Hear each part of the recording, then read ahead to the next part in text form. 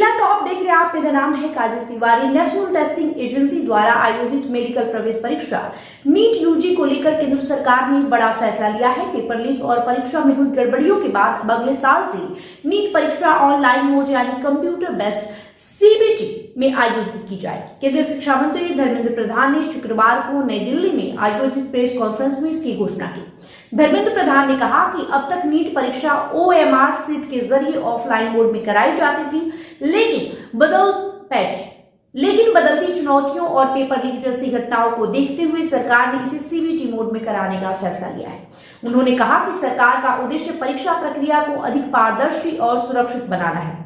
उन्होंने NEET UG 2026 की दोबारा परीक्षा को लेकर भी बड़ा अपडेट दिया। शिक्षा मंत्री ने बताया कि री एग्जाम अब 21 जून 2026 को आयोजित किया जाएगा। गौरतलब है कि 3 मई को आयोजित परीक्षा के बाद 7 मई को एनटीए को शिकायत मिली थी कि कुछ सवाल कथित गेस पेपर से मेल खा रहे हैं। इसके बाद उच्च शिक्षा विभाग ने तुरंत जांच शुरू की और मामला जांच एजेंसियों को सौंप दिया गया। जांच में ये सामने आया कि गेस पेपर के आड़ में असली प्रश्न पत्र लीक हुआ था। इसके बाद सरकार ने 12 मई को परीक्षा रद्द करने का फैसला लिया। शिक्षा मंत्री ने कहा कि सरकार किसी भी योग्य छात्र का भविष्य बर्बाद नहीं होने देना चाहती और शिक्षा माफिया के खिलाफ जीरो टॉलरेंस की नीति अपनाई गई है।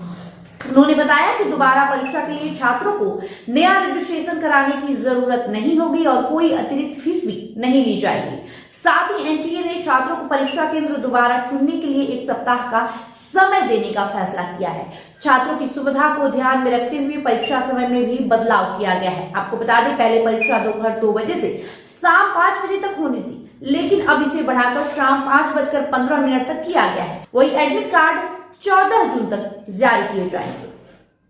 धर्मेंद्र प्रधान ने कहा कि सरकार राज्यों के साथ मिलकर छात्रों के लिए ट्रांसपोर्ट सुविधा सुनिश्चित करने पर भी काम कर रही है। उन्होंने बताया कि 21 जून को मौसम की परिस्थितियों को देखते हुए भी विशेष इंतजाम किए जाएंगे। पेपर लीक मामले की जांच सेंट्रल ब्यूरो ऑफ इन्वेस्टिगेशन यानी सीबीआई कर रही है। एजेंसी कई आरोपियों को गिरफ्तार कर चुकी है और जांच लगातार जारी है। शिक्षा मंत्री ने चेतावनी देते हुए कहा कि जो लोग परीक्षा प्रक्रिया में गड़बड़ी फैलाने या छात्रों को भ्रमित करने की कोशिश करेंगे, उनके खिलाफ सख्त कार्रवाई की जाएगी। हमको छात्रों पर भरोसा सर्वोपरि है।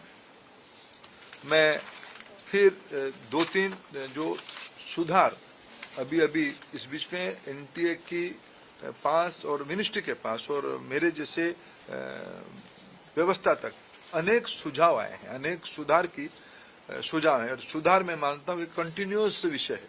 सुधार कोई अल्टीमेट नहीं होती है। सुधार जो हम ओपन माइंड में एनटीए उस विषय में अभी तो एनटीए बहुत योग्य व्यक्ति के हाथ में है। हमारे सचिव की बहुत अनुभव भी उस विषय में है।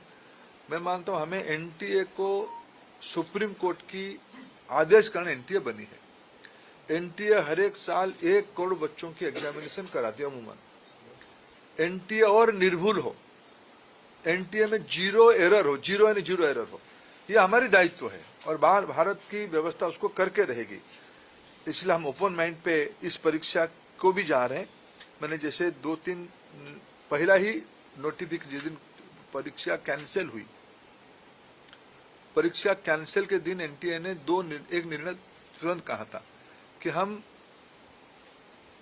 जो एग्जामिनेशन हो गई उस एग्जामिनेशन की फीस को हम स्टूडेंट को रिटर्न करेंगे। हम उसमें एनटीए वचनबद्ध है और जो आगे वाला परीक्षा होगा उसकी 0 फीस होगा। हम विद्यार्थियों के ऊपर कोई आर्थिक बोझ ना आए, हम उसकी दायित्व ले रहे हैं। हमने एक बहुत